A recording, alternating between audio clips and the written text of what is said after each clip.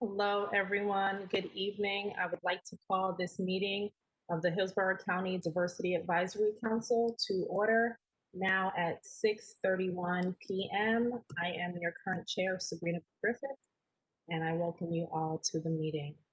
Can we please start with the Pledge of Allegiance? Stand. I pledge allegiance to the flag The flag of the United States of America America, and to the republic Republic for for which it stands, stands one nation one nation, under God, indivisible, indivisible, with liberty and justice for all. Thank you. How is everyone this evening? Everyone good? It's good to see you all. I know you have received our agenda. I'll be looking to staff to help us out as needed, but my understanding is our meeting is for information and will be on record, but we will not be able to follow Robert's rules and move forward with any voting. Is that correct? Hello, this is Cherie Murphy with the County Attorney's Office. Hello. Hello, how are you? Hi, can you hear me? I had some issues with my internet. That is correct. That is correct. Okay. As stated. Wonderful. Thank you so much. So Okay. You're welcome. we're going to just push forward with the agenda. You should all have it. Again, we've already called the meeting to order and we have done the pledge. I will ask later when we get into new business that we have an opportunity for everyone to go ahead and say their names and the communities they represent, so it's on record as well. And if we have any new members, we will introduce at that time. But currently, do we have any public comments? I know I did not receive any. I just wanted to make sure I wasn't missing anything.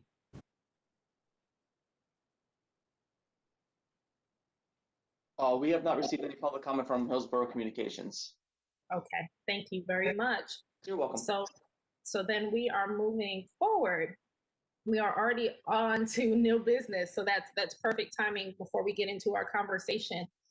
Do we have any new members to the council? We have not met since August, I believe. So do we have any new members joining us this evening?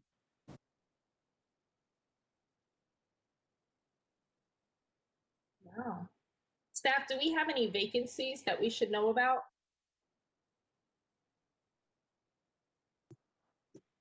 I'm not sure about vacancies at the moment, but there are 2 new members. They are supposed to be joining the meeting tonight, so maybe they will in a few minutes. Okay, wonderful. Can you tell us the communities that they represent, Zuleika, if you can remember? I will look it up and I will send it to you. Okay. Thank you very much. Okay. Well, that being said, I do want to give a moment for everyone to introduce themselves again and the communities that they are representing. So for the membership that is currently present for the meeting, if you can just take turns, I'll ask Matthew to go first. Hi everyone, Matthew Terneski here, and I am a representative for the LGBT community. Thank you. Nan? Hi everyone, this is Nan Park, and I'm representing the Far East Asian. Good to see you, everyone. Thank you. Good to see you again. Norma? Yes, hello, my name is Norma Henning, and I'm representing Northern and Southern Europe. Mr. Perry, Virgil. Hello, my name is Virgil Perry. I'm representing membership at large. Thank you. Marcia? Hi, I'm Marsha Minutello, and I'm representing the disability community. Thank you. Jamal? We can't hear you, Jamal. I think we need to, oh. We still can't hear you.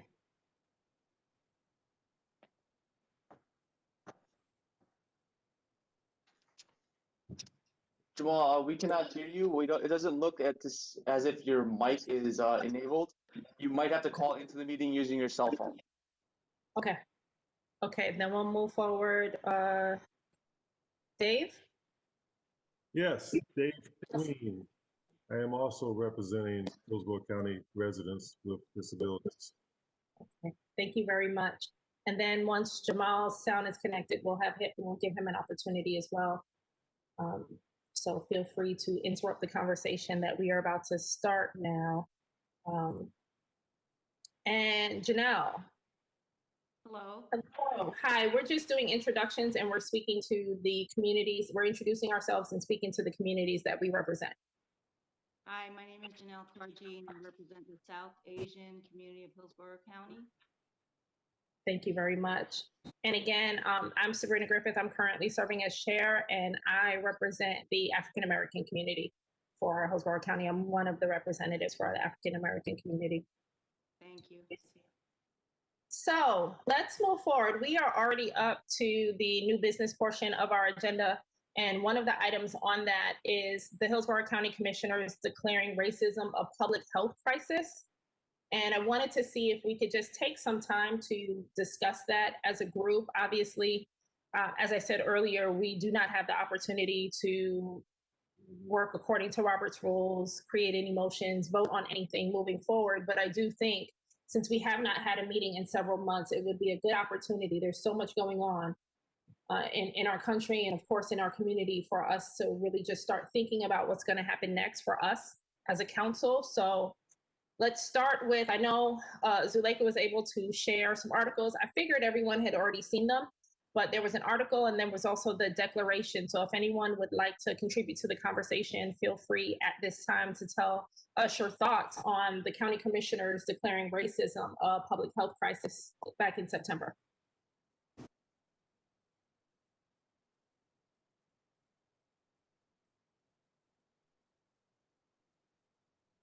I'd like to start. Yes. I believe that the declaration is well overdue. This is the right time. And one of the things that I believe is that with the declaration and with all of the other things going on, it puts more life into the purpose of our council. So I've always been eager to be involved, but at this point, I think all of us need to have a different kind of fire behind us because of all the things that have unfolded in these last months. And sometimes it wasn't even months, in weeks, as far as the way we do our work and making sure that we stay connected with our representatives. Yes, thank you. Thank you very much, Mr. Perry. And I definitely agree. I was happy to see that the advisory council was even recognized in the conversation and acknowledged as a group that can be contributing to what is going to happen for our county, because I think that's why we're here. You know, we've been trying to figure it out. I know Ms. Minutella was on the founding board of the council, so she knows better than some of us what the original goals were and what we're supposed to be doing. And I think this is really a great opportunity for us. And this is not something that is ever going to go away. I think as far as the need and when you're having a diversity, equity, and inclusion conversation, this is something we'll be dealing with forever. So why not make sure we have the right people at the table? And I think the Diversity Advisory Council should be recognized as an opportunity to have some of the right people at the table as we're having this conversation. Ms. Minutella. Yeah, just a thought at this point. We are diverse between us. And when we first started, the council that we first started had a lot of diversity in the same respect. We were able to come together, all different kinds of diversity, and it didn't become so polarized to one thing. Yeah, we had the issue of all the different LGBT and disabilities and African American and all the different things that went on. But the thing that I think is really vitally important is that we kind of work together in a way that would bring ideas and solutions forward in a a complete way with the feelings and understanding of all the different diversities that we have. And maybe, I mean, let's just say Black Lives Matter is a big thing. There's also disabilities in that. There's also people from different areas in that. So I mean, all these things come together, and I think it's really important that we bring us together and work in a positive way for solutions and change. Thank you. Thank you very much for sharing that. And I think you definitely bring up a really good point. Intersectionality is so very important. You know, it's not just about being from one identity group. We represent several identity groups as individuals. And so although we are speaking to and representing in this space one, because that's what we signed up to do, we recognize the needs for others in that same conversation. So I think that's a great point. I really appreciate you bringing that up. Any other thoughts on this? Yeah, I would like to also think that it's way overdue, and the disparate treatment that people or non-white people of color receive in banking, in healthcare, in law enforcement, in education, and you know, I don't know what that's like because it's never happened to me, but I could see how that affects your day-to-day life, whether or not you're worried about your child coming home safe from a party at night because they're driving at night. I mean, I never had to worry about my son. I should have, but I didn't because I can't, I don't know what that's like. And I think if one thing that this sorry, that's my dog. One thing that this time of isolation has maybe helped us reflect on the fact that that we're really better together, and if everybody is treated equally, and also to to just treat people with dignity and respect. There's nothing, there's nothing extraordinary about that. I don't think people should be patted on the back for recognizing the value of equality in our day-to-day life. So it's almost a no-brainer, and it's sad that we have to say it. Agreed. Thank you so much. Thank you so much. Any other thoughts? Hi, this is Janelle Margie.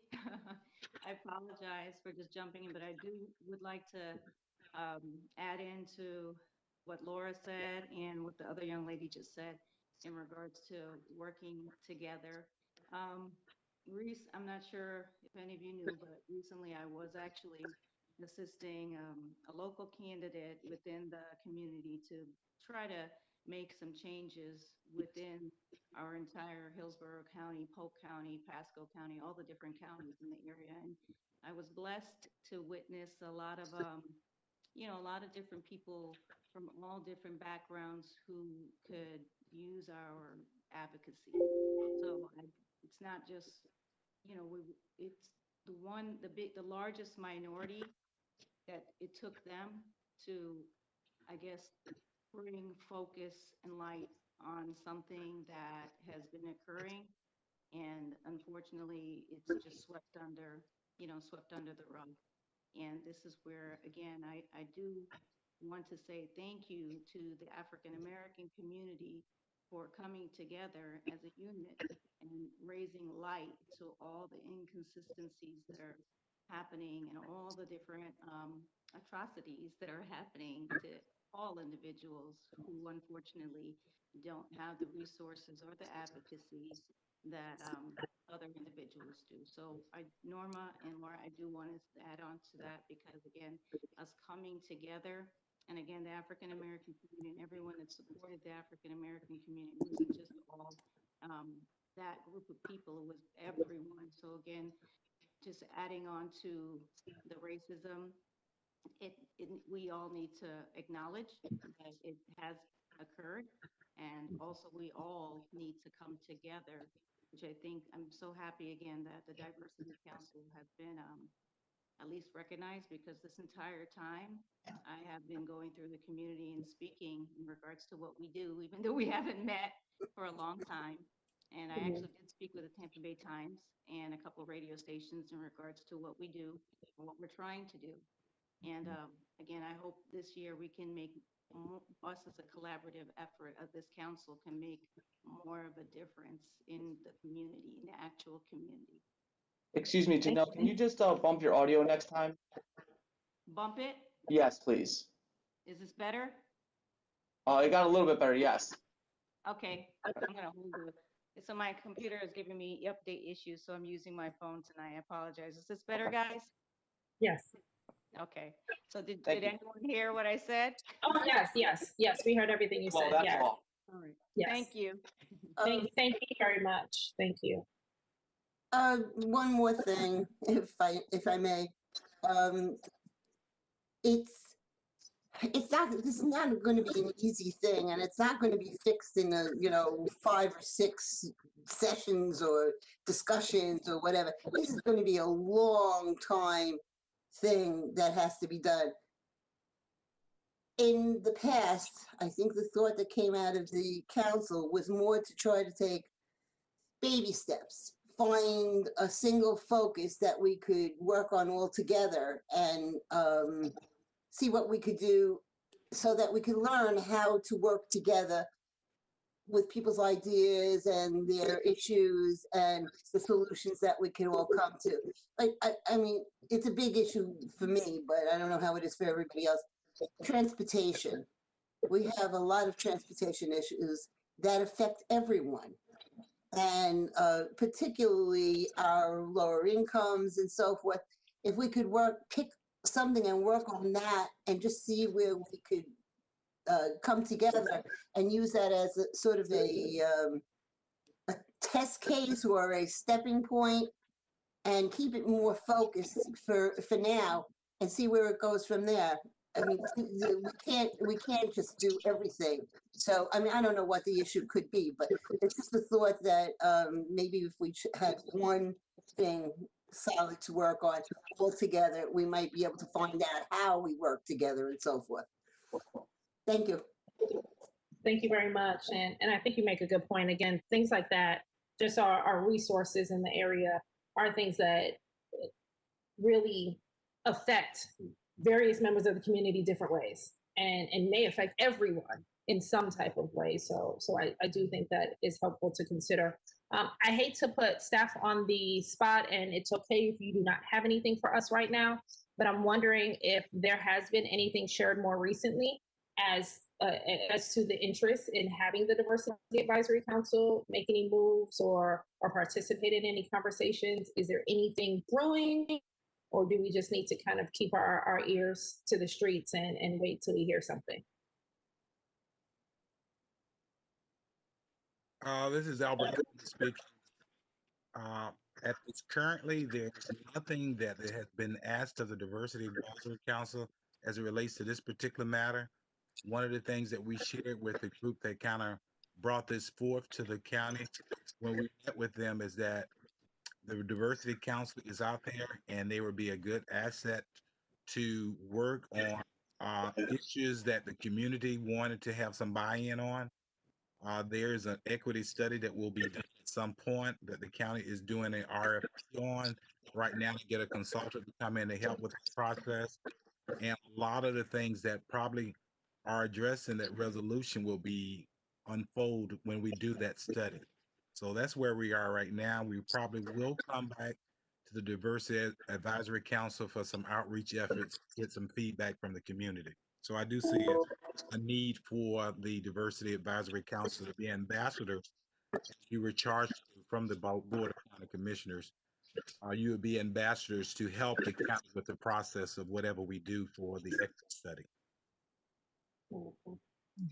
Thank you very much, Mr. Coleman. That means a lot, and we'll wait to hear more. Does anyone have any other thoughts that they wanted to share with the group before we move forward? I wanted to quickly clarify something that I didn't mean to sound flippant, because while it should be a no-brainer, it isn't. And I think particularly in this climate, it does take some courage to come out and say from the highest days in the county, this is the problem and we need to fix it. They could have said nothing. So I think, and that's where, you know, you go, oh, this is long overdue. It is long overdue, but at the same time, the people who promoted it and who actually made it happen did a courageous act. And it's what is so upsetting is that it has to be a courageous act. So I think they should be supported for this. And let's see where it goes. I mean, is there going to be any action based on this declaration? Did it come with any, I don't want to say teeth, but did it come with any mandate to do something? Or are they waiting for us to develop a mandate or some kind of a program? What comes from this that so that they didn't do this for nothing? What can we do? Thank you. Thank you very much. Well said. I definitely agree with you. We need this to be transformative. Right. And I'd also like to add something, Sabrina and Norma. The what? Yes. I'd like to add something as well. Yes, please. Okay, and I apologize because I have to bring the phone a little close to the face. So in regards to a possible initiative, would you like me to bring that up towards the end, Sabrina, or would you like me to talk about it now? I think this would be the place to bring it up. Just keep in mind that you're bringing it up just for our knowledge, because we cannot vote to move forward and cannot make any plans according to the record at the time. So give me a quick second though, because I want to turn it over before you share that. I believe it's Ileana. Is that Ileana? Yes, wonderful. And I want Ileana to have an opportunity to share and introduce herself and her community as well. Good evening, everyone. This is my first meeting as part of the DAC, so I wish it had been in November, but it couldn't happen. So good to be in 2021, joining the Diversity Advisory Council. I live in Riverview, but I work in Waimama in South County, where we have 75% Hispanic community, and have been addressing many issues as part of my work as Deputy Director of Enterprise y Latinos, a nonprofit that works on women's economic empowerment issues. So we were very encouraged to see the declaration of racism as a public health issue issued by the board. I would say that there's no better time to talk about those issues. And forgive me if you have talked about this before, meetings that I haven't been a part of. That now that we're in the middle of the pandemic still, there have been so many decisions and so many challenges, to folks, accessing both testing as well as vaccines, and that have to do with, equity questions in terms of decision making. So it's something that it's worthwhile considering, not only on the healthcare side in terms of prevention of the pandemic or treatment of the pandemic, but also all of the economic recovery funding that has come through the Tampa Bay area, through the CARES Act and others, which many millions had to be returned to the federal government because they could not be used. And they could have, really helped folks, with training, with jobs, with economic recovery in terms of small businesses. And it would be interesting to see, how the county authorities assess, their preparedness to be able to use that funding, as well as their, the assets or the investments that they were able to make to take advantage of that money. And thirdly, leading up to the anniversary of George Floyd's murder in May, it would be an interesting conversation to have publicly, to resurface the declaration and have a look back, in a public conversation led by the council or others around these issues, because it's part of the public awareness and accountability that we should all have with the board, but also with each other, about what we're doing to advance racial equity principles across the county. Thank you for the opportunity. Thank you very much for joining us. Jamal, I think you had your hand up.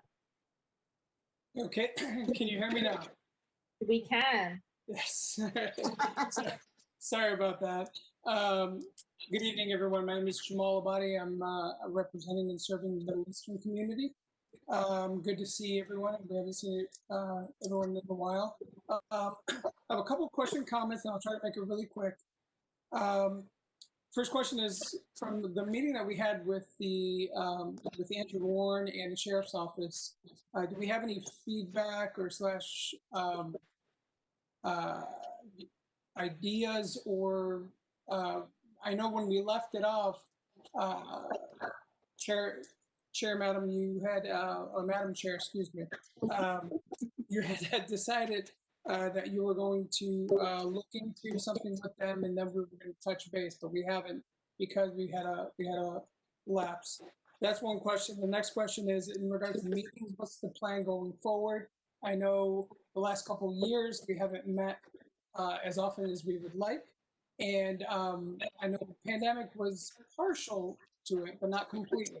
So what can we do in general? How can we help the staff to make sure that either we're making up the meetings or we're being productive? Because I feel like we're not making them up and we're not being able to bring our ideas together and or figuring out solutions. Lastly, committees and task forces. We had discussed, I believe, in March about committees and task forces, and the pandemic hit, and then it hasn't been brought up since. Thank you very much. Look forward to getting to know all of you more. Thank you. Thank you very much for those questions, Jamal. As far as the follow-up with the Sheriff's Office, I will say that there was no follow-up because Matthew, Virgil, and I were also transitioning through our roles. So there was some confusion about what we were able to do and what we were not able to do because we were supposed to be ending our terms, but obviously we're honored to still be here. So I do think that's something that we can move forward and talk about what those relationships are going to look like moving forward with the state attorney's office and the sheriff's office, especially in this time and the conversations that are going on in our communities related to the things that they're doing and the decisions that they are making. As far as our meetings moving forward, I will have to default to staff. Because as a member myself, I have no say in that. So I will say that I am honored to have a wonderful relationship with staff sitting in the role of chair, and they do communicate when things are happening quite a bit, like, I'm not sure what's going on with technology, or maybe we can't meet, and I know they're trying hard, so I want to commend them for that, and hearing from us and from me, I will say on your behalf, I'm constantly like, are we meeting? Are we meeting? Are we meeting? And this particular meeting, oh my gosh, Mr. Coleman, Ellie, Zuleika, and anybody else that was involved in that, there was a lot of confusion with policies and can we be in the same room? Do we have to do, some people in one room, some people not? Lots of things going on behind the scenes. And essentially, because we had not met since August, I asked, can we at least have a meeting? Even if we're meeting 2 weeks in a row, can we please just get together? And they shared, you won't be able to have any voting. You won't be able to move according to Robert's rules. We know we need it. And they really respected that. So I want to commend them for that. But I also want to give them that opportunity before Ms. Minatello goes. Mr. Coleman and Ellie, Zuleika, if you want to contribute to Jamal's question or answer his question in any way.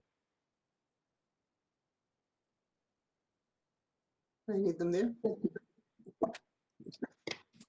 Yes, they're there. Who wants to go first? Albert, Ellie, Zuleika? Anyone? Yeah, who wants to go first on this one? Ellie, you want to go? Ladies first, I was just going to hand this one to you. Okay, all right, here we go. So what was the question? What do you want to really know? When can we meet? We really want to meet the way the governor said we should be meeting. So that we have to meet in a hybrid environment where some of you will be in person behind plexiglass and others will be at home.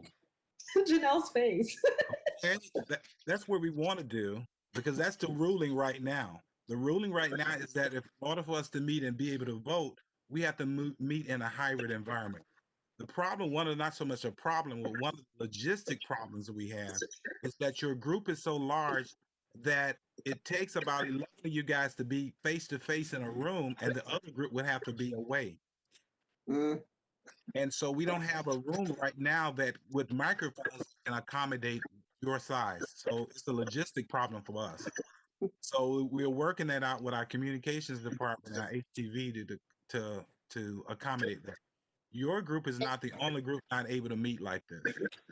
You know, because of COVID and the situation that we have, and when the governors changed orders in November, made it that the boards and councils and committees had to meet in person, there were stipulations on how we could do that. And the county came up with a procedure for that. But your group was so large, the Diversity Advisory Council is one of the largest councils that we have. Most of the other boards and councils are a lot smaller. So it's made it easier to accommodate them in the county center, because if you come to the county center, we have to check everybody's temperature and give you a badge to go in. So we want to do that. We want to do that for next month if we possibly can. And I think Zuleika is trying to work to see whether or not we can make that happen for February, if not March. And also, please recognize that Mr. Coleman did not share this, but as they're trying to figure out where we can meet, it's also when we can meet. So one of our past meetings, they were working hard, but we meet on the same days that the commissioners meet. And they can't guarantee that the spaces will even be available by that time. So that's why we're currently meeting on a Tuesday. We have not met on a Tuesday as long as I've known. So they are working. I again want to give them credit. They're working really hard to make sure that we can get this going. And I think we all recognize how important this council is. So our work has to continue, and we're just running in some mud a little bit with everything that's going on due to COVID. Thank you so much, Mr. Coleman. Ms. Minutella? Yeah, I have sorry. I have two quick questions. One is, are we at this point going to in the future, hopefully make recommendations, or is the BOCC going to give us a task to do and we're going to do it, or is the task going to be recommendations? We don't know that yet. So we have no way of know. So in other words, if we're going to sit and discuss what could be done, it may be a moot point if the BOCC has another initiative for us to follow. I will not say that, because remember, we do have the, I would say, privilege and authority to be able to share our thoughts with the county commissioners. Okay. So regardless of what they're trying to do, I'm sure they would be open to hearing the council what we're thinking. Because again, no one's perfect. No one's going to think of everything. So I think there's still some opportunity there. Again, I think the county's trying to figure out where do they go next. Okay. And the other question I was wondering about, I've been on the council. I have rejoined the council and been on for a year. I was at 2 meetings because of COVID. And I was wondering, what are we going to do about all of us who have been who have been appointed and have not been able to participate due to COVID? Are we going to extend the terms, or are we going to have to reapply, or are we going to have to go off in 2 physical years, even though we haven't met? I don't know. I'm pretty sure nobody knows that answer yet, but I thought maybe it should be on the table. I think it's a great statement to make and a great question to ask. I would have to default to staff, but I'm sure it is something that others might be considering as well. I looked back at our calendar. I believe we may have met 4 times last year. So I think you can't really expect us to do too much if we can't meet that often. So I'm sure that would be understood. But I know Ellie, Mr. Coleman, and Zuleika also work with Leanne Finley's team to figure that stuff out. So I don't know if staff has anything they want to contribute to that, but I'm sure it's something that can be shared or considered. Hi, Sheree with the County Attorney's Office. what is the question posed? Is the question that because you weren't able to meet 4 times a year, is that going to impact the board? Was that the question? So the question is mostly about the timeline. So as members only get 2 years on their commitment unless they're reappointed, or 2 years on their appointment. If due to COVID we can't meet, but 2 years you're thinking 24 meetings. But if you can only meet 6 times in those 2 years due to COVID or other reasons, will I automatically be considered for extension on my term, since I did not have an opportunity with the council to actually have an impact? Okay, so I think we're probably going to have, probably not, but I'm going to have to probably get back with you on that, because I'm sure there's other boards and councils that may be in the same position, and I would think the board, and I would think the board would, would be considerate of that fact. But I'm going to have to circle back on that one. Okay. No problem. Yeah. Thank you very much. And I think we have a few months before anyone starts to move off, so I believe we have some time before it should be considered. So do we have anything else before I go back to Janelle, because she definitely wanted to share her thoughts? I have a question, Ms. Griffin. Yes. And I think it may be a question that is out there for all new members and even recently appointed members. What is our actual power, and what rules? You're saying our rules are not in play at this time, voting powers. What will we even be voting on? Suggestions, recommendations for the commission? And is that our duty to make recommendations and suggestions? That is a wonderful question. Can I ask Mr. Queen that we table that question until Janelle has shared her thing? Because I think that goes into our council mission and vision. So I would love to maybe address that during that time, if that's okay with you. Yes. Okay. Janelle? So this is actually a possible initiative in regards to the council, and that's why I wanted to just bring it to everyone's attention. Since we were talking, it's our first meeting for 2021. So anyhow, like I said, last year, even though we did not get a chance to meet, guys, I was very active within Hillsborough County, and I did use, quote unquote, my role in regards to speaking to certain individuals who, again, have been severely affected by the pandemic. And all parts of the community. In fact, all the way up to the Busch Gardens area, down at Apollo Beach, downtown Tampa, Ybor City, you name it, the entire area here I've been running around. And then again, I was assisting a senator, so that was their objective in regards to certain resources that are not available. Anyhow, one centralized area that I think that we possibly may want to look at as an initiative for the council, which kind of encompasses every aspect of our quote unquote council community, is the Ybor community.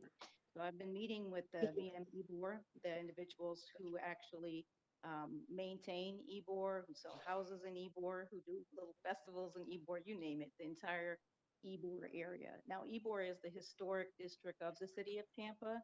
So that area is a very old area, and there's a lot of individuals that live there, but also there's businesses there, and then there's a lot of growth that's coming into Tampa, which is changing the area. But the current residences are kind of being affected in a way that they're not familiar with. So I do have some, some objectives from the residents of Ybor and those individuals who live there and work there and have businesses there, and even some new residents that are coming in. With the 2020, they were able to see, again, quite a few lack of resources that were available to them.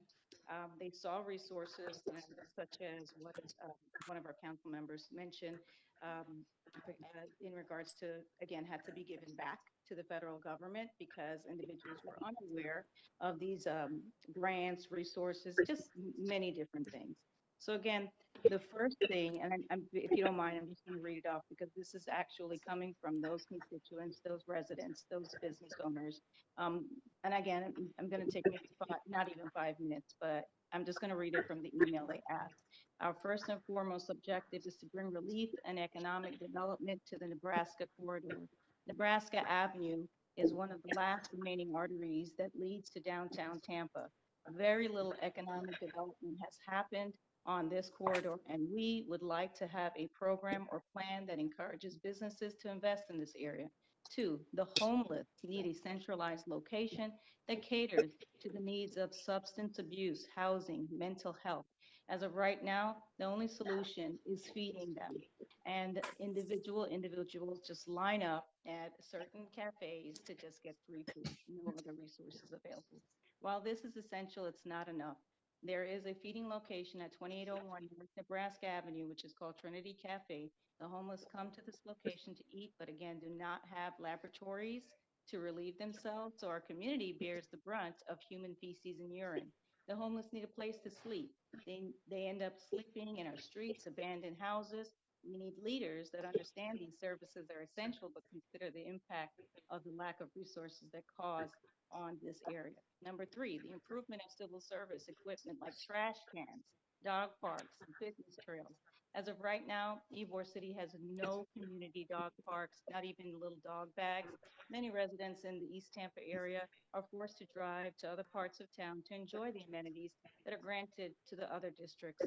That needs to change. Also, many Heart buses stops do not have trash cans or systems in place to prevent and eliminate the accumulation of trash at these locations. For example, no Heart bus on Columbus from Nebraska to 19th Street has a receptacle for trash. That's almost 20 blocks of guaranteed trash in the community. Traffic improvements, that's number four, traffic improvements. This is the last one too, guys. There is a lack of signage in the community. Many accidents can be averted if we simply had adequate signage on our streets. One-way signs, slow down signs, crosswalk signs. More of those would make an impact. We also deal with a number of speeding and off-road vehicles that endanger the lives of the children and pets in the neighborhoods. Traffic studies should be conducted on some of our historic streets, because they are very historic, to determine the benefit and proper use of speed bumps. Many communities like Wellswood, Hampton Terrace have had speed bumps installed for the betterment of the community. So why can't the most historic district of the city of Tampa, Ybor City, benefit from any of this? So that's all I have now from those residents that live in the historic district of the city of Tampa. By the way, we are hosting the Super Bowl in the next week and a half, and we are going to have the entire nation staring at our county. So these are just four things from direct individuals that live in our district and our county. And they would like, and again, I'm just using my role and my seat on this council to bring these, I guess you want to say, requests to the leaders who are, that we speak to, or that we can make requests to, or just basically start an initiative to. Now, this is one area in our county that is asking for help. And again, I'm just reaching out to them reaching out to you because they have reached out to me directly due to all the things I'm doing within the community. So they felt like, this would be a really, really nice opportunity for them to tell what is going on. And as far as race goes, there's every single race I just spoke about that lives in this historic district of Tampa. So, and there's every demographic I spoke about that resides on this council that touches the centralized historic city of Tampa, the Ybor area. So again, that's just an initiative, something that we may look at in regards to possibly, again, encompassing all the demographics of our county and also helping all the individuals that, again, as the young lady spoke last, resources that are available, but unfortunately, for whatever reason, they're not conveyed to the community. So again, I'm just bringing that as something that was adamantly they've been asking for someone, just anyone to just please listen to them. So I wanted to be that individual. And again, if anyone would like to add to that, you can. But that's just one community that in Tampa that has been asking for help from our council for a long time. Thank you very much. Thank you. And I do believe some of the things that you share contribute to the conversation of how racism is a public health crisis, and some of the challenges that our community members are facing due to how our systems are created, and things that we're missing in various systems, and opportunities for them. Ms. Minutella. Thank you, Janelle. Ms. Minutella. You're on mute, I believe. Am I on? Yes. Okay. As Janelle was saying, it does encompass the entire county, the entire state, the entire, what, goes on and on.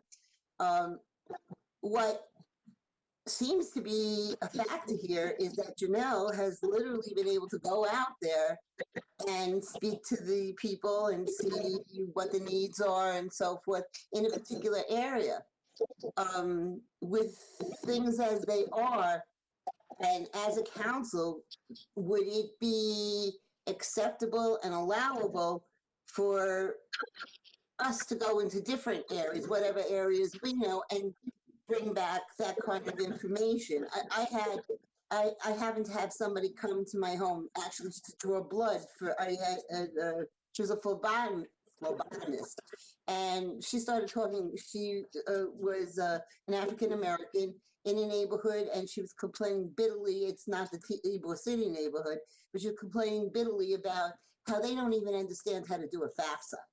Now, there are programs and things that we can, that are available, that we can show them, that you can go online and get this and you can know how to do it. But they don't even have that information, and they are so untrusting of people that it's very difficult to get that done. So we had this very, very long chat, and she said to me, would you consider coming into my community? And I said, sure would.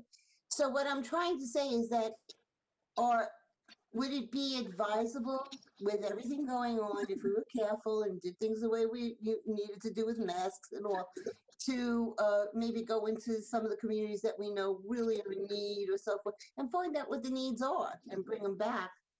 And I mean, Janelle's area with Ybor, we could put that together with another area, saying, the over by Providence Lakes and so forth and so on, bring them over to different areas and put them all together and see how they all work together. And then we could work as a county, working in that area, and we would have made inroads as a representative that they trust. So it's just a thought. So, and I definitely appreciate that thought, and I'm open to other people's thoughts on that.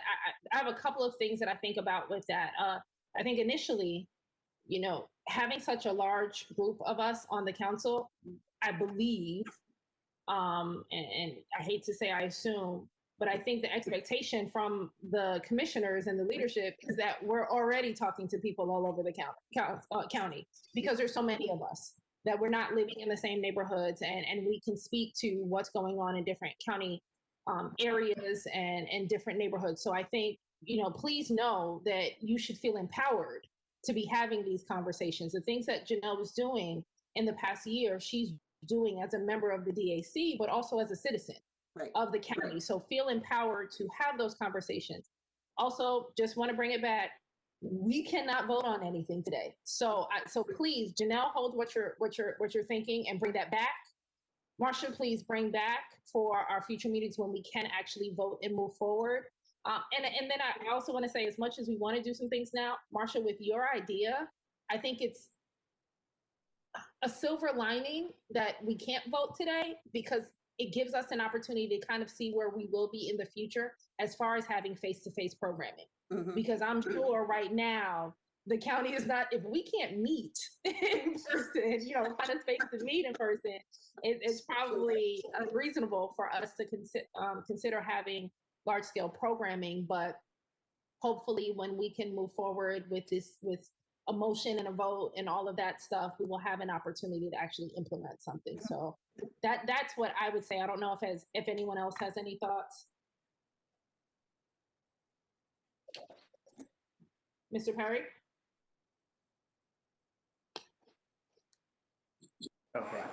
one of the things that we were doing before you became chair, the whole idea was the fact that we represent different groups. And the idea was for us to go into our groups and bring back the information like Janelle has done. And that we did that consistently from our representative groups. And then that way we catch all of the county as far as making sure that we identify things. And then, so I just wanted to bring that up, that was something that we had. We still do that during the announcements. We do that during the announcements from the council members. Right. But we just haven't gotten to that part yet. Right. But to the point of, you know, really, because there were different issues that we were bringing back when we had the attending to some of the issues of the non-documentation representative groups. Now for new administration, I believe we have a little bit more safety for being able to reach those folks through their fears of having someone talk to them without them being afraid of folks just kind of like locking them up and sending them away. So to use this opportunity of the changes, and then I'm gonna leave with this on Janelle's point that now, if I understand this, Florida and Nebraska are parallel, correct? Yes. There's streets that run parallel. Is that right? I'm pretty sure, yes. Yeah, Yes. and the Yes. Nebraska goes far And if too. we wanted to, we should look at Florida as a benchmark for things that can happen on Nebraska. Because if you drive up Florida, you can see that there were some dark spots on Florida, just like Nebraska. So the capability is there to be able to make those changes, to put that infrastructure in, as far as making sure that the bus stops have covers that are safe for people, and there's, you know, trash receptacles and those kinds of things. So there's some things that we can look at that have already been accomplished to start focusing on as far as now shifting over one street, a particular street. I would encourage you though, as you do that, to make sure, because one of the things that I think about, and I think that's a great point, Mr. Perry, you know, Florida and Nebraska, but I'm thinking about Florida and Nebraska along Columbus. Florida and Nebraska along Columbus are not drastically different to me. So you know, and when she talks about Trinity Cafe, I'm hearing in my head, there is one community that is really struggling, that I have volunteered in, that I've interacted with people who live in that community. So even beyond that, we're talking neighborhoods and really looking at how are these roads different? Not just, you know, the transportation, but people just driving down the streets. Why is this different from this block to this block or this neighborhood to this neighborhood? So thank you very much, Mr. Perry. Jamal, I want to get you, and then I'll get back to Ms. Minatello, and then we will move forward. Mr. Queen is back, because I was trying to wait till he came back before we got to the next bullet point. Jamal? Okay, thank you, Madam Chair. I just wanted to say thank you to Albert for answering that question. I appreciate it. And I want you and the rest of the staff to know how much you're appreciated. I know it's not easy to juggle what you guys juggle. And I know you guys are working very hard to accommodate all the councils and committees. So thank you. However, I just want to make sure that everyone knows the intent and purpose of the question. And I think we all reiterated, most of us reiterated, is we all want to be productive. We all want to help our communities and each other. So that is the intent. Like what we're doing right now is perfect to make up for something. So I respect and understand the decision about having the hybrid for all these councils meetings across the state. But when there isn't or one cancels, is this okay to do? Can we do on a consistent basis to make sure we're not missing a month? Because to be able to collaborate, bring ideas, even if we don't get a chance to vote, is key to feel productive, because we lost 4 or 5 months without really, you know, and what if a tragedy or something happened that they really needed our attention?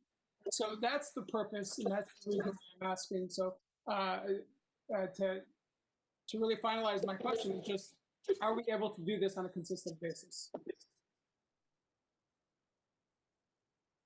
Mr. Coleman, do you want to respond to that? I was assuming we would be, but I didn't know if I was incorrect. Yes, we can continue to have these virtual meetings. We just won't be able to make any voting. So we just meet to have conversations like this, and we keep record of the conversations. And then later on, when it's time that we can meet formally to do something, you could bring these issues back up and categorize them on what's more important. Now, I think it's real important that, especially for our new members, to go back and look at the ordinance and see what the charge is, what this council is responsible for. Because the ordinance pretty much gives the outline of what your responsibilities are and what you should be doing. So I think that's real important, that you don't see yourselves as many commissioners, you see yourselves as ambassadors to research and give good feedback to the commission, the Board of County Commissioners, things that you feel that will make changes for the community. And there are some things that we will not be able to change, but we can make recommendations and things that should be looked at. So I think that's real important that you understand that mission and that we don't overstep our boundaries, because if so, then the board will not see the value of this organization. Thank you very much. Okay, last few before we move forward. And thank you again, Jamal, for asking that question. I think we're in a good space, and I know Mr. Coleman and I have had these conversations. It is very much recognized that our names are on a website. So our community is expecting us to do some things, and they know that we're the ones who raised our hands for this opportunity. So I think staff recognizes how important this is for us as well. Any last thoughts on this particular bullet item before we move forward to, and I think what Mr. Coleman said is a great transition, but I want to make sure. None?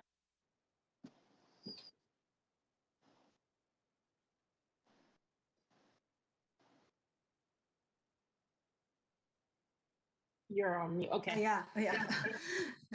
Thank you so much for this wonderful conversation, and I really appreciate raising the issue about racism and the addressing the needs of each ethnic and racial and different community. And actually, I would like to share about the issue about racism, and that I'm part of USF School of Social faculty and also on the faculty senate for the USF. And we have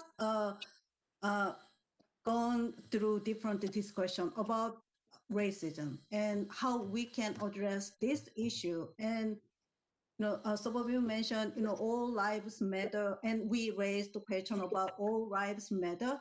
But the heart of this George Floyd and that police brutality and Black lives matter, the whole heart of more about structural racism. So it's more Black racism. So, it is important to address two different like discriminations and racism and issues, but I just want to share that we have talked a lot about that, and this, we should not forget that, the starting point about this issue is more about Black racism and structural racism and inequality, the more historical standpoint. Thank you very much. Thank you. Okay, so moving forward, are there any more hands up? Good, Ms. Griffin. Ask staff to email us the ordinance that empowers this group that he mentioned, and also the interpretation from of why we don't have the ability on anything. I'm sorry, Mr. Queen, you were breaking up a little bit. So staff mentioned the ordinance that empowers this group. And as a new member, I am not familiar with the ordinance. So if it is possible for him to email us a copy of same, and then legal can give us the interpretation of why at this time we don't have the ability to vote. Okay, can we have our attorney speak to that? Yeah, yes, I'm here. I'm here. So the question is why you don't have the authority to vote? Was that the question? Yes. At this meeting currently, can you? Okay, you can we're going to send out a copy of the governor's order. The governor had ordered that because of sunshine, sunshine, has to be a public meeting, that there has to be a quorum of members present, that you can't do it virtually. So I guess, so because of that, and because you're meeting virtually, you're not necessarily meeting the sunshine law requirements. So that's where you really can't conduct any official business because you're not falling under the sunshine laws. So, but I'll send you a copy of the governor's order that does require in-person meetings. But I think Albert said that the problem with the in-person meetings was just that it was difficult to get the space. Is that true, Albert? That it was a space constraint? Yes, finding a location for us to be in person, right? Even if through the hybrid option. Yeah. Right. Okay. So sunshine laws requires that you do everything in the sunshine. So not being in person, you can't conduct any business because you're all virtual. So hopefully, things will change. I'm hoping soon that we can find some room, or maybe the governor may reconsider. I don't know, but we will keep you abreast of any changes. Okay. If you can stand by, I see Jamal has his hand up, so just in case he has a question for you, Jamal. Yeah. So thank you, Madam. So my question was to the attorney so we had a couple of the virtual right after the pandemic happened. We had a couple of virtual meetings and we voted. So was that illegal? Okay. This happened within the past few months. So it right. just so this that was legal. Right, that was legal because when it first, I don't know when we first started this whole process, he issued an order that all boards and councils could meet virtually. So that was legal, but he let the order expire. So now, since that order has expired, that requirement is now gone. So you have to go back to the way it was before the pandemic. So yes, at one point it was legal, but that order has now expired. Gotcha. Thank you. Okay. Ms. Montello? So am I right in assuming that if we have meetings where half of the group can meet behind petitions and everything else, that would make it so that we could vote because we would have a quorum? Yes. So so you have an in-person quorum. Okay. So that would change. Whatever your number is,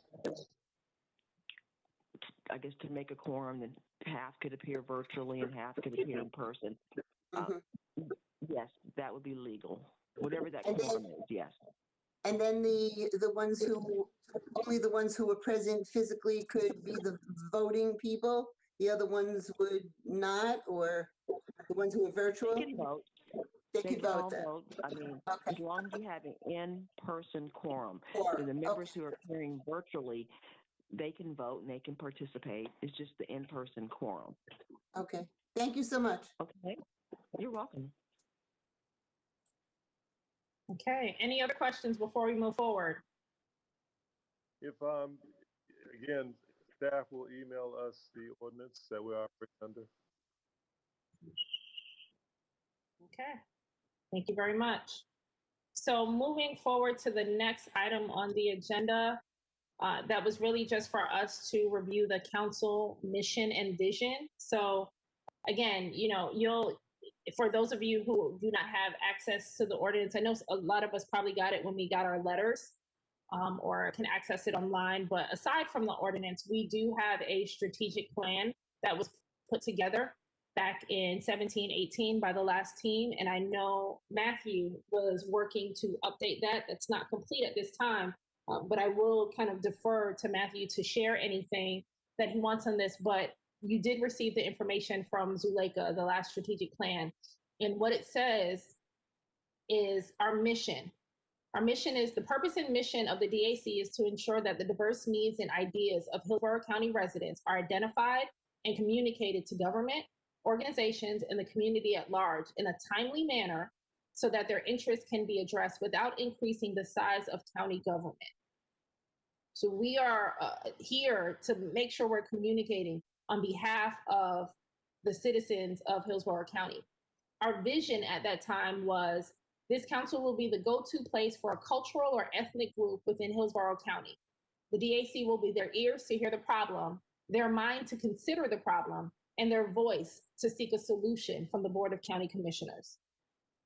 And our guiding principles were to promote an inclusive environment for all members of the community, to foster collaborative and cooperative integration that promotes awareness across different cultures, doing the most we can within the mandated scope of local government, an unrelenting quest to advocate for the right of all diverse groups in the community, and to adhere to the motto, as I am human, all things human are common unto me. We have that guidance right now. This is where we're sitting right now and what we should be basing our work and our efforts on. Again, Matthew can kind of give you some updates on what he was doing before we hit the break. And we're unable to communicate with each other and continue on as a committee. And once we can vote to move forward with that, we'll be looking to revise that and update it to whatever needs that we see fit for our community in 2021. But I do want to share really quickly, Nikki, before I turn it over to you. Our goals were to rebrand the image of the council to foster greater community awareness, to develop a larger forum for community leaders to voice their concerns to the DAC, and to engage the Board of County Commissioners to partner with the DAC. So just to kind of get your minds thinking of what we really are trying to do here. Matthew, is there anything you want to contribute to that? No, we're pretty much on point. For our new members, we're in the process of revising our strategic plan. We're looking for a 5-year plan. And that's basically that's mainly based on the fact that our county has been so transformed over the past several years, and trying to evaluate this council's role within the parameters of the ordinance given by the county commission. I'll be frank, I don't really remember where we were at progress-wise. It's been a while, but I know we were doing a lot of really good work on the committee, evaluating, our the language and making sure that it's equal to 2021 Hillsborough County, and so I'm really proud of the team has done. And I do have a question. This might be for the attorney or for the chairwoman. So are the committees allowed to meet as long as we don't vote or hold Robert's Rules of Order? Like, let's say we can just discuss the strategic plan, or is that not allowed until we are able to meet in person? Hi, this is Sheree. You're allowed to meet, virtually, and as stated, just as no motions. I guess you can't make any motions or follow Robert's Rules of Order. If you want to conduct, I guess, official business or to vote, you're going to have the in-person quorum. So you're free to meet and discuss and, those type of matters. Okay. So are we free to meet outside the sunshine? Let's say Matthew and Janelle and I want to get together and discuss Ybor City or something we can do. We can do that? Not outside of the sunshine. It would be one of our No. subcommittee meetings. It would have to be on a county platform. Right. It has to be noticed in the sunshine, and I guess similar to what you're doing today. Okay. So just to clarify, we are able to potentially hold, because I would like to get the strategic plan moving along again, because of the gravity of making sure that that's reviewed and worked on, because it's very intensive work. So theoretically, we could schedule a strategic plan subcommittee meeting, and as long as we have quorum of the members of that subcommittee, we will be able to vote and hold Robert's rules and etc. Well, right. You could meet, you can discuss, but you could not follow the Robert's Rules of Orders, or you could not vote. You can just, like you're doing today, you can discuss. And but you couldn't vote on any minutes or approve anything. Okay. But it has to be noticed in the sunshine. Okay? Thank you. Thank you very much. Any other questions or thoughts on the mission, the vision, or where we're going?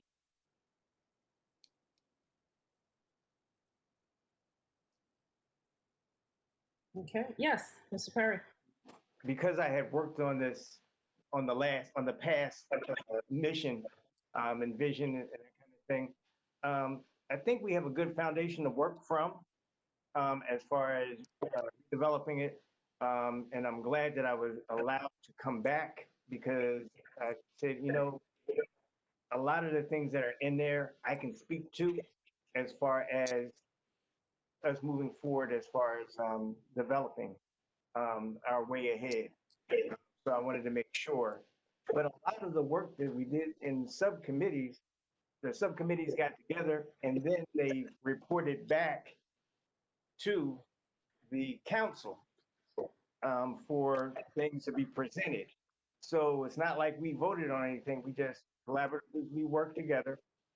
Once we came to a place, packaged it up, and then brought it and presented it to the full council. And we made sure that, of course, whenever we had meetings and all this good stuff, that we got permission, to get space and that kind of thing. But we didn't really vote on anything. We just collectively got together and developed pieces to bring forward. So I'd like to see us keep on doing that, because this is the right time for the direction that we saw. Most of those folks are gone, like the dinosaur that's left. So, but I'm just glad that we're moving forward with this. So thank you. I would wanna actually again to clarify her expectation for the subcommittee work, because I think there is a time where, as a subcommittee, you have to come to an agreement. And is the expectation from our attorney that that agreement is reached according to Robert's rules, that majority is agreeing to move forward, and if so, that would be a vote. So I think she just needs to clarify for us, because we have a subcommittee lead, we have a committee. As they're moving that work along, is her expectation, is the legal expectation that they are coming to an agreement based according to Robert's rules? Because if so, that's what the pushback is. So yes, that is correct. My understanding is that they were just gonna, I think he asked whether they can just kind of meet and discuss maybe some proposals and maybe come up with ideas. But if they have to vote on those recommendations or conclude that those recommendations will be then brought to the board, then I would have a concern with that. But just open discussion, I don't see any problem going in that area. Today, you guys are just having open discussion.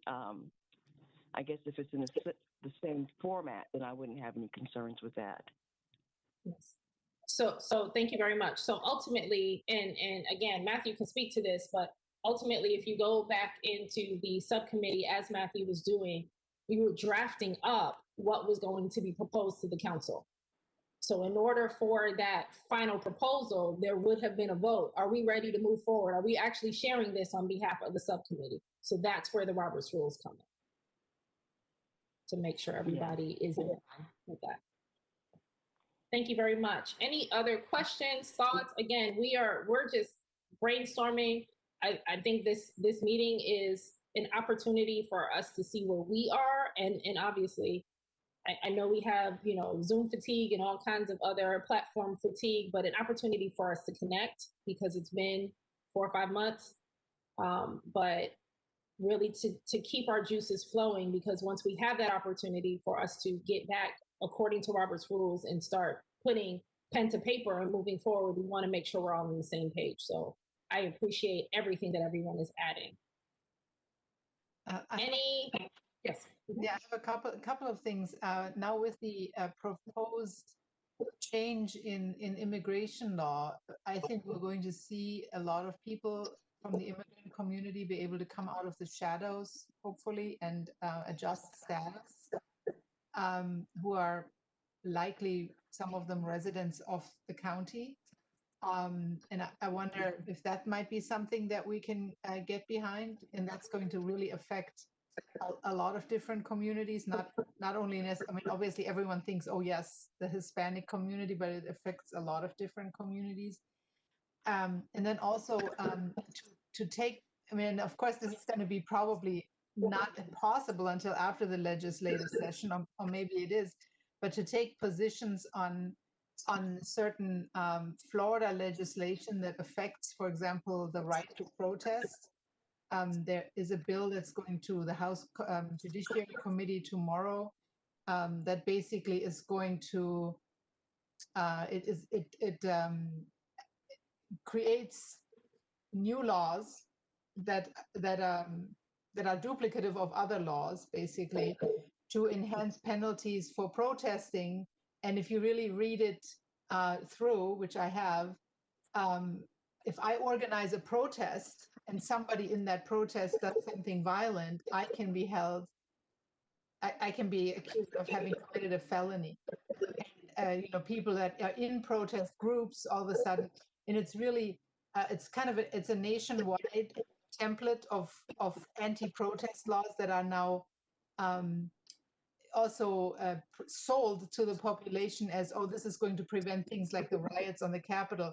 They were drafted to prevent BLM from protesting, basically, to create liability for and criminal liability for organizers and peaceful protesters, and also to be able to have the state be able to go into municipal budgets and reallocate resources in case they, quote unquote, defund the police. So is that something that, I mean, it affects our communities, but it's a state law, and it affects also the municipalities, but it affects pretty much any group that wants to engage in constitutionally protected activities that may at some point, I mean, you never know. If you have a large group of people, somebody throws a rock and all of a sudden you have a riot on your hands. That doesn't mean that the persons who said, let's meet and let's protest, should be accused of encouraging a riot, because they also redefine what it means to have a riot, what a riot is. And then also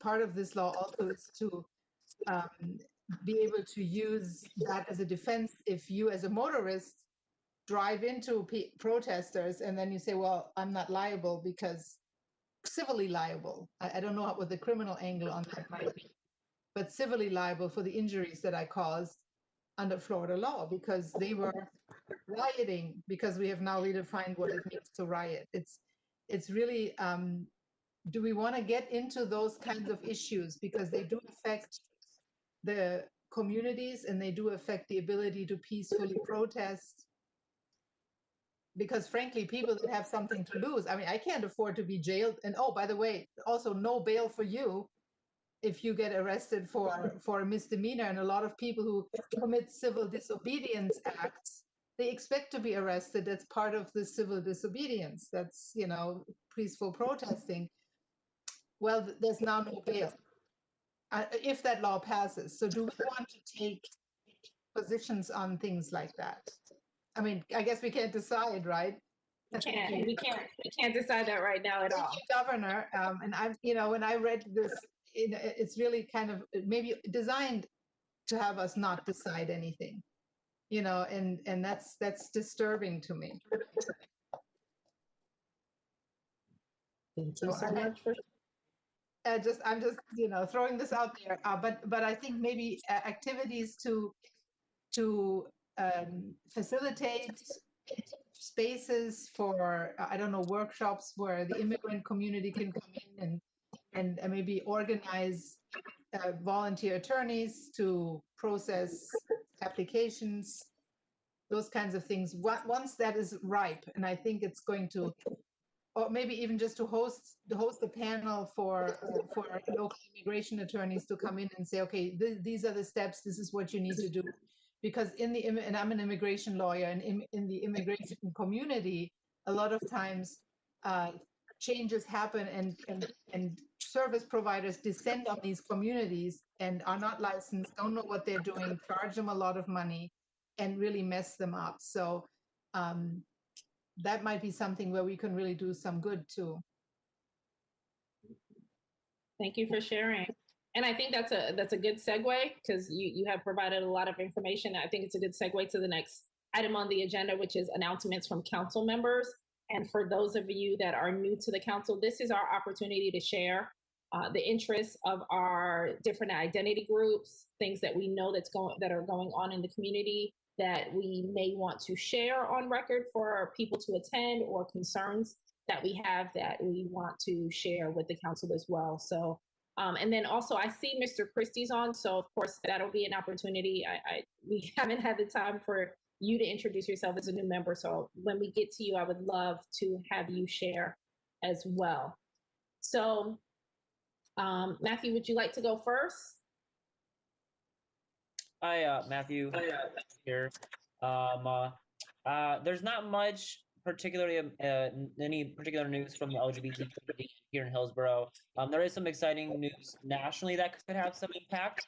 That's the Pentagon just yesterday, yesterday reversed its ban on transgender people serving in the military. And so that's going to be enacted over the next period of time. And so there's 14,000 identified trans individuals in the military who are impacted by the ban. And so this is an incredible development for the LGBT community and being able to serve the country. Thank you very much. Okay, I will go down the list. Ileana, would you like to share anything for your community? So I'm a new member of the council, so learning how the process works for our meetings.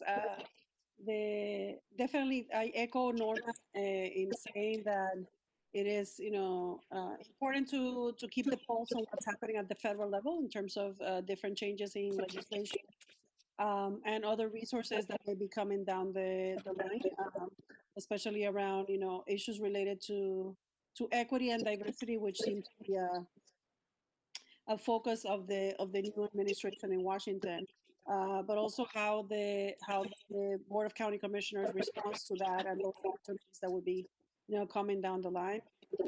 Definitely, the Hispanic community actively participated in the elections, and it's very concerned by issues of immigration, but also jobs and economic development.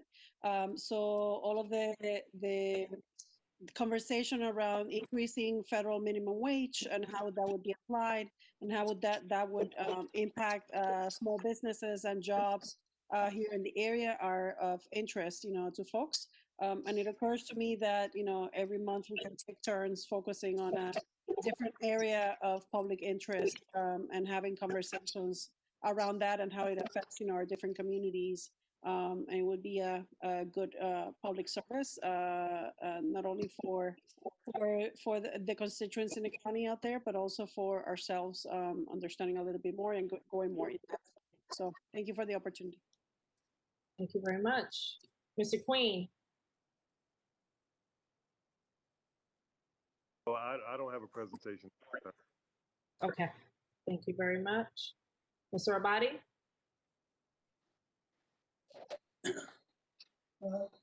Thank you, Madam Chair. Yeah, I mean, not much. The only talks that really have been taking place is one of the executive orders that have been taken the last 5 days, the lift of the Muslim ban. So in order to really judge the cause and effect or the domino effect of is still, you know, to look at it objectively, it's still have the wait and see approach, especially now with the pandemic. So there's not going to be much traveling anyway. So we'll see in the next couple months. But the talks are good. That they're happy that people can travel and see their families. Thank you. Yes, wonderful. Thank you very much. Janelle? Hi, I'm Janelle, and again, I'm the representative for the South Asian community here in Hillsborough County.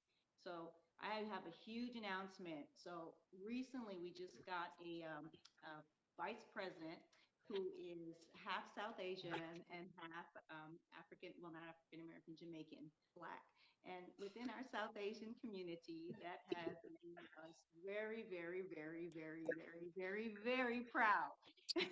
And I say that with all genuine, pride.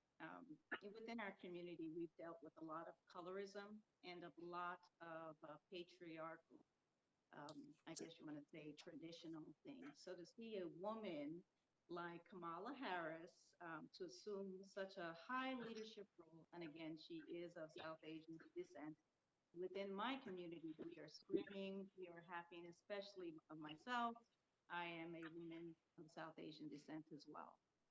So I just wanted to bring that back to you guys. Within my community, I do a lot. I actually do visit many of the different temples. I'm not Hindu, but I do visit the temples, and I do go to many of the facilities. There's one located in downtown Tampa, and there's a big one over in like Carrollwood area, and there's another one over in Thonosassa. So I do visit, and again, I just wanted to let them know that I am here for the community. And again, you don't have to be South Asian for me to be an advocate for whatever it is that you need help with.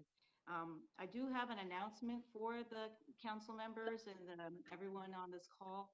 So if it's okay with you guys, I'd like to announce that as of January 20th, I did receive a call from the Florida Division of Elections. I will now be actually running for Florida State Senate District 19. Hey, that's our district right here.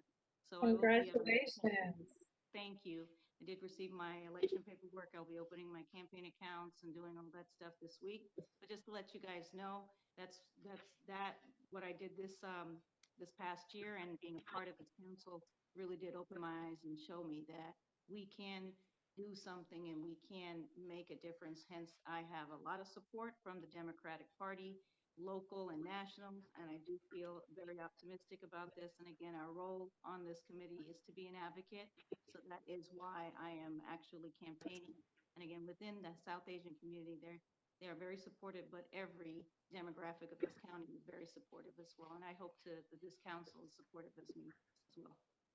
Good luck, and thank you for your continued commitment to our county. Absolutely. And again, just to add on, the only way we can make an impact, guys, it takes a lot to make an impact. So we do need to work together as a cumulative in regards to if we are trying to make any type of difference or any type of impact. And again, that is why I joined the council, so I can make an impact. And again, I'm just letting you guys know, I'm just out there, and we all can make an impact. We just got to do it. We just have to actually get out there and do it. So that's my announcement, guys. Thank you. Thank you very much. Thank you. Kenneth Christie? Good afternoon. My name is Kenneth C. Christie, representing the Caribbean community.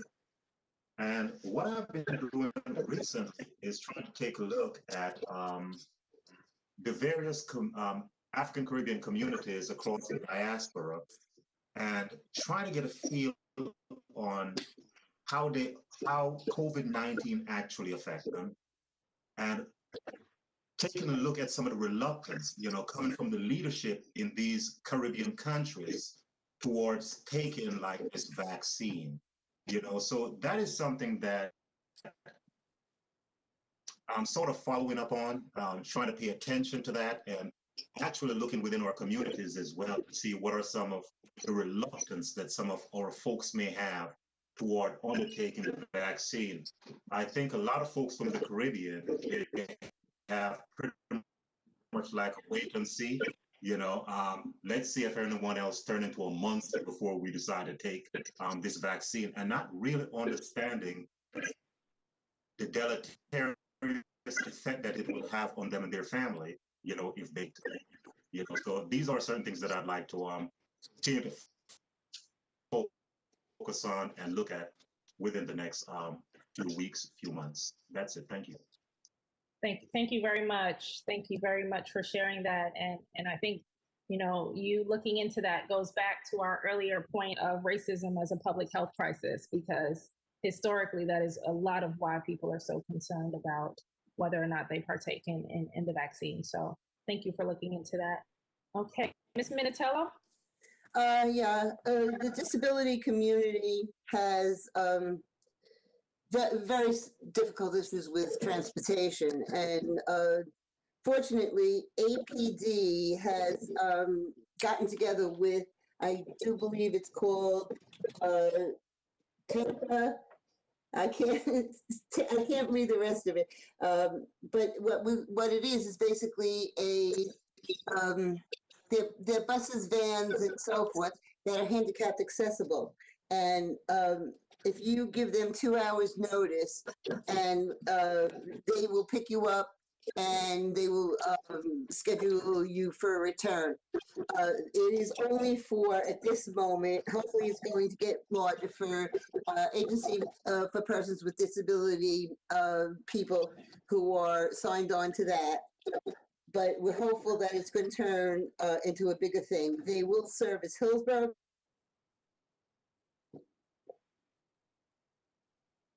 they will go inter-county if necessary. And it's not just for medical trips. It would be also for even meeting with friends or something like that.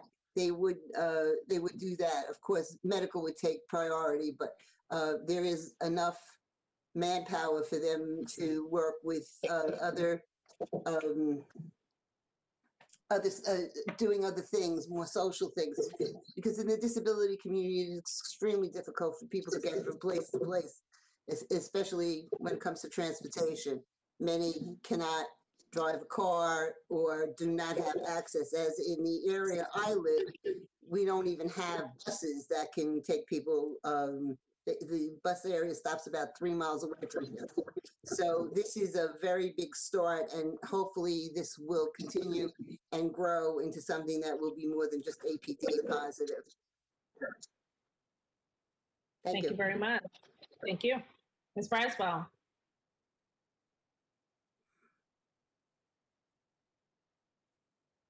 Hi, I'm Melissa Braswell, representing the Northern and Southern European communities. And I just wanted to touch on some things that have been going on in the labor community that helps with our pre-apprenticeship programs. We engage with our building trades in our area that are high school graduates, specifically engaging women, people of color, our veterans, also getting them into the building trades, because some people are not cut out for the military or college. City Council, Louis Vieira, has been working with the building trades to come up with a local ordinance that would allow for certain proposals over a certain dollar amount to focus on apprentices being utilized in those contracts. Unfortunately, talking about legislation like Norma was talking about, they have kind of went in and preempted that home rule. So they will be looking for support to kind of say we don't want preemption, because we want to be able to help people, earn $40,000 to $60,000 a year in skills and tools for those jobs in our communities, and keep them here locally, so people can have a pathway out of poverty. And that's what helped me get me out of poverty, was a labor union job. So if you hear anything about House Bill 53, I believe is what it is, that would basically preempt all home rule across the state of Florida for type of ordinances like that. But that's all I have for now. And I appreciate the dialogue because I actively work with our pre-apprenticeship programs, making sure that we have more people of color and women in the building trades. And we do support anti-racism in the building trades and make sure that we have that continuous dialogue when we have issues in those areas. So thank you again for great dialogue tonight. I look forward to meeting again, hopefully next month in this format, if we're able to. Thank you. Thank you. Norma, did you have anything else? Norma Henning, I represent Northern Southern Europe, like Melissa, and I guess they're not a monolithic group, and I, as a whole, I would always want to say, well, white people are fine. We're still struggling with the concept of privilege that I hear a lot when I talk to my fellow white people. That has not sunk in because they always get very defensive. So I think in those circles you have to be brave enough to broach the difficult conversations, and that's something that that is going to take time, I think, for a lot of the people. European business people are looking at America, I think, in the future, once COVID dies down, obviously, as an opportunity, because where else can you find people who are willing to work for so little? It's almost in Europe, where trade unions are a thing, taxes are a thing. So I think that's going to be something that job creation might come from more European investors who are looking to save about 45% of their labor costs when they come to the American market.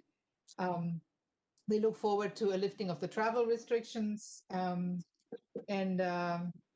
also have looked at what's happening in the United States, or what happened in the United States, particularly just before the inauguration, with great amazement, and to see how we are now coming back together, and hopefully we'll be able to build on this recent history and reunite. So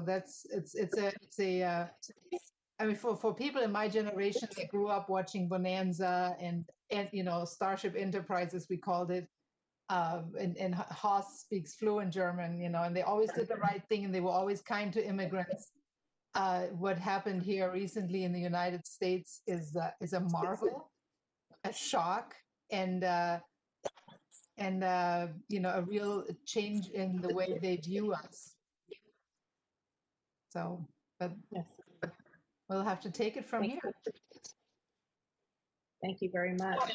I do have an announcement. I'm an attorney with the Council on American Islamic Relations, and one of our very capable staff members is hosting a program called Racism Within Our Ranks, which focuses on racism within the Muslim community. That's also not a monolithic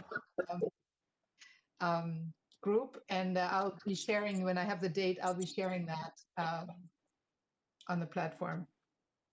Yeah, thank you for sharing that. No, yeah, if you were sharing it with our through email, or okay, She'll share it with Zuleika, and then Zuleika will pass it on. Right. Right. But yeah, that's going to be interesting. It's together with I think the League of Women. No, well, we have different programming going with CARE. So, but that's one of them, and I think that's going to be really interesting. That's awesome, Madam Chair. I forgot to share one quick thing. I think the diversity movement in this country did hit a milestone, I think a week and a half ago. And it's funny, I know the family, and I graduated with the brother of Robert Saleh, who is the first Middle Eastern Lebanese Muslim to be a head coach in the NFL. So the only disappointing part of it is I grew up in Detroit, so I'm a Lions fan, and we were hoping the Lions were going to hire him since he's from Dearborn, from where we grew up. But the New York Jets hired him, and it's a huge milestone for all of us. Thank you. New York is a great place. So Yes. And yeah, speaking of football, there was an email earlier that Mr. Coleman had shared, I think, a contact with the, and I wrote to the lady and I never heard anything back because I don't know what happened to that. There was contact, you know, with when did you write to her? the day the day the announcement was sent out, because I was so excited, and I never heard anything back. So it's too late, Hopefully, probably. I don't know. Yeah. Hopefully something soon, but thank you very much. I believe we have Mr. Perry left. Hello, I'm Virgil Perry. I'm representing folks at large. Just excited at this time to be back, get back involved.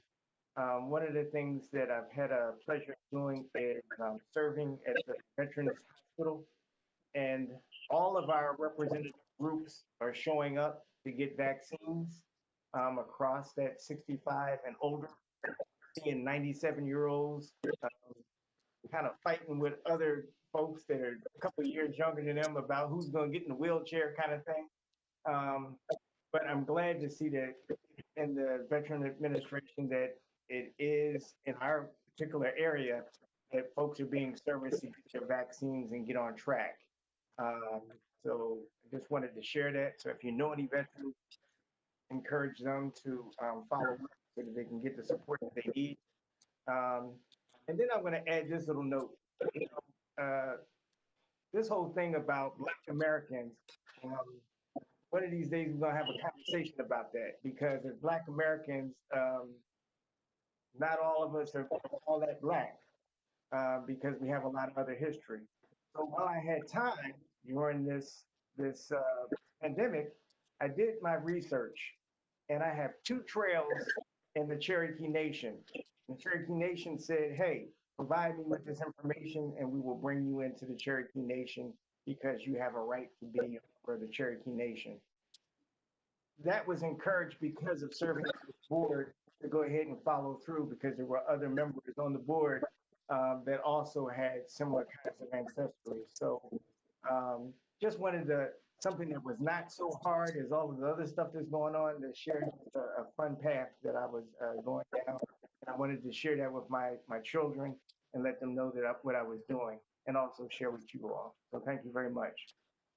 Thank you very much for sharing that and moving forward with that. Nan, I don't remember if I got you first or if you also need to go. Oh, yeah.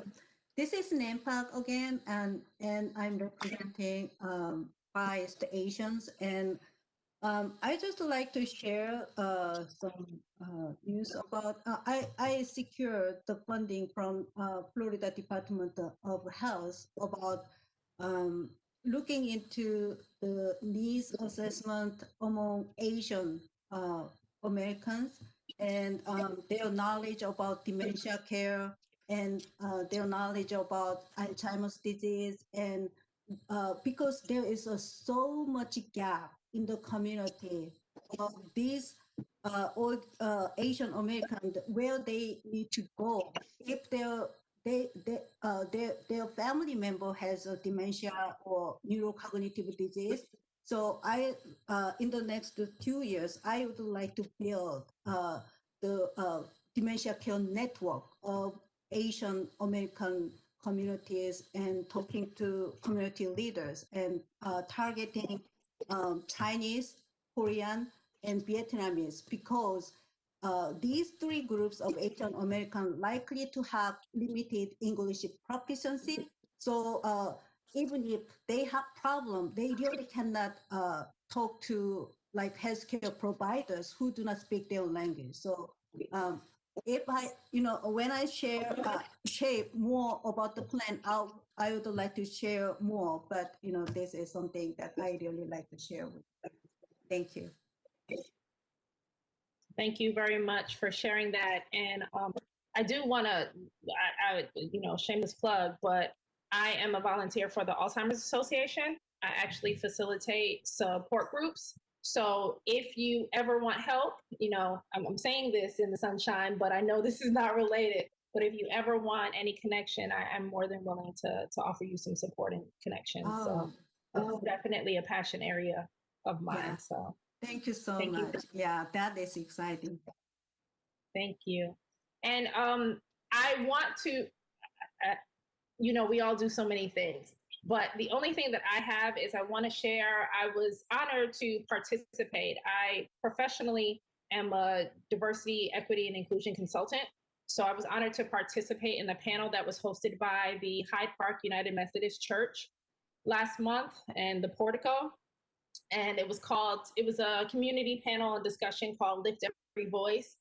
And another one of the panelists was Reverend Anthony C. White, who was actually mentioned in the article that kind of pushed for racism to be considered a public health crisis with the county commissioner. So that was a wonderful event. They're actually broadcasting it on Facebook on Sunday, January 31st. And we really just fielded questions and from the community members and the church members about a lot of the questions were, how do I, as a white person, use my faith to bridge the gap when we're having these conversations about race and racism? So it was a wonderful conversation, and I'll share it with Zuleika if anybody wants to watch it. But keep a lookout, because there are a lot of community organizations I know we've shared that are having these conversations, these courageous conversations, and creating spaces for people to learn more and how we can all be better as community members with each other. So thank you very much. Is there anything else for the good of the group? Hello, Madam Chairman. Yes. Yes. Chairwoman, I do have an issue. I was thinking about the issue with the subcommittees, and I'm going to probably circle back on that, because if you have a quorum, I guess I need to find out whether or not, if they have an in-person quorum, can they still continue to do work? So I'm going to circle back on that. I'm going to get back with you, because I was thinking about that further if they're in person. But of course, they wouldn't be able to, bring any actions before the board, and the board couldn't act on the recommendations. But I'm going to get back with you on that topic. Okay? Okay. Thank you. And I'm sure we'll get notice of that from Zuleika. So thank you very much for being willing to look into that for us. Thank you. Anything else for the good of the group? Okay. Seeing nothing, 3 minutes over. I appreciate that. I would like to call for an adjournment. I know that we cannot follow Robert's rules, so I am going to adjourn the meeting at 8:18 p.m. Thank you very much, everyone, and I look forward to seeing you again at our next meeting. Take care and stay safe. Bye-bye.